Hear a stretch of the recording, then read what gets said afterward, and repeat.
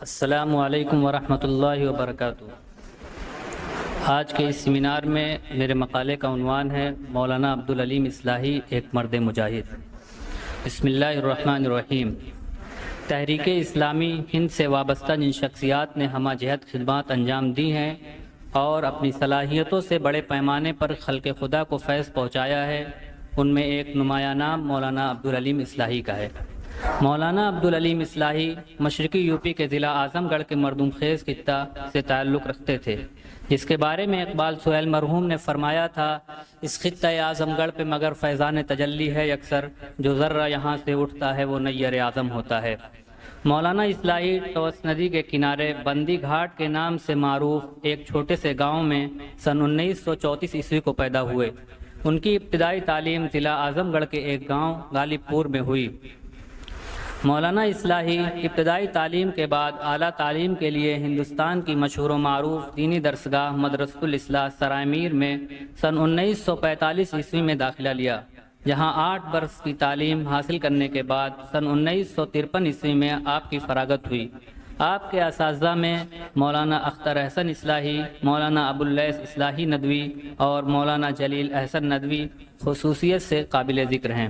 اصلاح سے فراغت کے بعد آپ کی پوری زندگی تعلیم و تدریس میں گزری۔ مولانا عبدالعلیم اصلاحی زندگی بھر تعلیم و تدریس کا فریضہ انجام دیتے رہے۔ مدرسۃ الاصلاح سے فراغت کے بعد 1 برس وہیں ہاسٹل کے نگراں کی حیثیت سے رہے۔ مزید 2 برس اعظم گڑھ میں قیام کر کے دارالمصنفین شبلی اکیڈمی سے استفادہ کیا۔ پھر سن 1956 عیسوی میں جامعہ مظہر العلوم بنارس چلے گئے، جہاں 1970 عیسوی تک مختلف خدمات انجام دیتے رہے۔ سن 1971 عیسوی میں آپ کو مدرسۃ الاصلاح بلا لیا گیا اور صدر مدرس کے عہدے پر فائز کیا گیا۔ 3 سال تک یہاں آپ نے انتظامی امور کی دیکھ بھال کے ساتھ تدریسی خدمت بھی انجام دی۔ کچھ دنوں جامعۃ الفلاح میں بھی درس و تدریس کا فریضہ انجام دیا۔ ایمرجنسی سے قبل مولانا جلیل احسن ندوی کی درخواست پر جماعت اسلامی کے قائم کردہ مدرسہ جامعہ دارالہدیٰ کریم نگر تشریف لائے اور پھر یہ مدرسہ حیدرآباد منتقل ہوا تو حیدرآباد میں بھی سن 1988 عیسوی تک اس مدرسے سے مستقل طور سے وابستہ رہے۔ انہوں نے جون 1988 عیسوی میں لڑکیوں کا مدرسہ جامعۃ البنات حیدرآباد قائم کیا تو جامعہ دارالہدیٰ میں 1.5 سال تک جز وقتی کام کیا۔ جامعۃ البنات حیدرآباد کے قیام کے بعد مولانا عبدالعلیم اصلاحی صاحب نے اپنی تمام صلاحیت اور قوت بروئے کار لا کر جامعہ کو بام عروج تک پہنچایا۔ وہ مدرسہ کے بانی و ناظم بھی تھے اور جامعہ میں تدریسی خدمت بھی انجام دیتے تھے۔ وہ مسلسل جامعۃ البنات حیدرآباد کی خدمت میں مصروف رہے، یہاں تک کہ سن 2012 عیسوی میں کچھ ناخوشگوار واقعات پیش آئے تو انہوں نے جامعہ کی بلڈنگ کو چھوڑ کر مدرسے کے نام میں الاصلاحیہ کا اضافہ کر کے جامعۃ البنات الاصلاحیہ کو ملک پیٹ میں منتقل کر دیا اور تا دم آخر یعنی 26 ستمبر 2022 عیسوی تک اس مدرسے کے بانی و ناظم کی حیثیت سے اپنی خدمات انجام دیتے رہے۔ مولانا عبدالعلیم اصلاحی تقریباً 70 سال درس و تدریس سے وابستہ رہے اور ملک بھر کے ہزاروں طلبہ و طالبات نے ان کے علم سے استفادہ کیا۔ تحریک اسلامی ہند سے مولانا اصلاحی کی وابستگی اسی وقت ہو گئی تھی جب وہ مدرسۃ الاصلاح میں طالب علم تھے۔ اس زمانے میں سرائے میر و اطراف میں منعقد ہونے والے تمام اجتماعات میں وہ پابندی سے شرکت کرتے تھے۔ تقسیم ملک کے بعد جماعت اسلامی ہند کے جو ارکان ہندوستان میں رہ گئے تھے ان کا مشاورتی اجلاس اپریل سن 1948 عیسوی میں الہ آباد میں ہوا تھا۔ اس کے بعد پہلا اجتماع اعظم گڑھ میں منعقد ہوا تو مولانا اصلاحی اس میں شریک تھے، البتہ اس وقت انہیں رکنیت حاصل نہیں ہوئی تھی۔ 1951 عیسوی میں جماعت کا کل ہند اجتماع رامپور میں ہوا تو اس میں انہوں نے بحیثیت رکن جماعت شرکت کی اور سن 1956 عیسوی سے 1970 عیسوی تک جب مولانا جامعہ مظہر العلوم بنارس میں استاد تھے وہ شہر کے امیر مقامی بھی رہے۔ اس زمانے میں انہوں نے جماعت کی توسیع کے لیے خوب جد و جہد کی۔ اس کے بعد جن دنوں وہ مدرسۃ الاصلاح میں صدر مدرس تھے، سرائے میر کی مقامی جماعت کی عمارت بھی ان کے ذمے تھی۔ حیدرآباد میں اپنے زمانے قیام میں بھی مولانا تحریکی سرگرمیوں میں بڑھ چڑھ کر حصہ لیتے تھے۔ ان کی شخصیت وابستگان تحریک کے لیے فکری رہنما کسی تھی، ساتھ ہی وہ عملی کاموں میں بھی نہ صرف شریک بلکہ پیش رہتے تھے۔ کسی زمانے میں مولانا کو شہر حیدرآباد کی مقامی جماعت کی مجلس شورا کا رکن منتخب کیا گیا تھا۔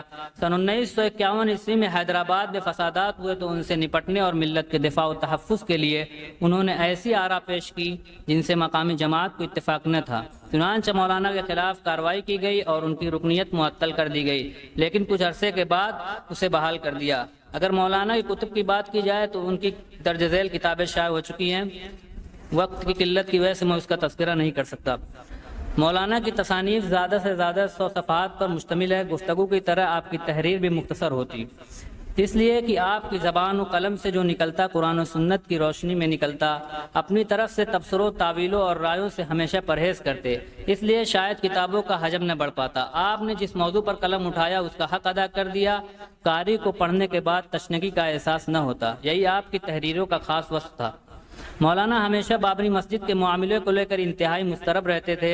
اس موضوع پر مولانا نے 2 کتابچے بھی تحریر کیے، ایک بابری مسجد سے دستبرداری شرعاً جائز نہیں کے عنوان سے اور دوسرا مساجد اللہ کے عنوان سے۔ آپ بابری مسجد اور اس جیسی دوسری مساجد کے باطل کے پنجہ جبر سے بازیابی کے لیے ہمیشہ متفرق و متحرک رہتے۔ مولانا محترم اس پرفتن دور میں دین کے سچے داعی اور مجاہد تھے۔ آپ کا شمار ان علماء حق میں ہوتا ہے جنہوں نے اسلام کے ان مخصوص اصطلاحات کو واضح کیا جن پر وقت کی گرد و غبار کی تہ چڑھ گئی تھی۔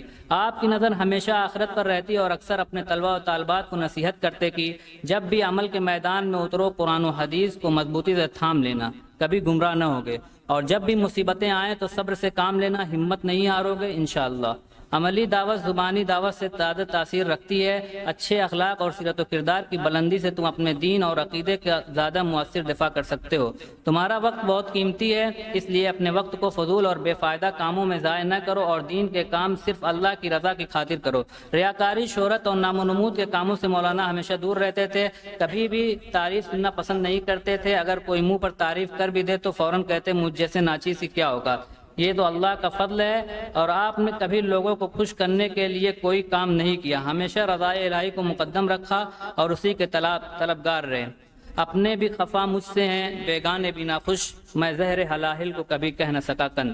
اسی طرح مولانا اصلاحی دین کی راہ میں ایک جانفشا اور مجاہدانہ زندگی بسر کر کے 27 ستمبر 2022 عیسوی کو داعی اجل کو لبیک کہا۔ اللہ تعالیٰ سے دعا ہے کہ مولانا کی خدمات جلیلہ کو شرف قبول بخشے اور انہیں جنت الفردوس کا مقیم بنائے، آمین۔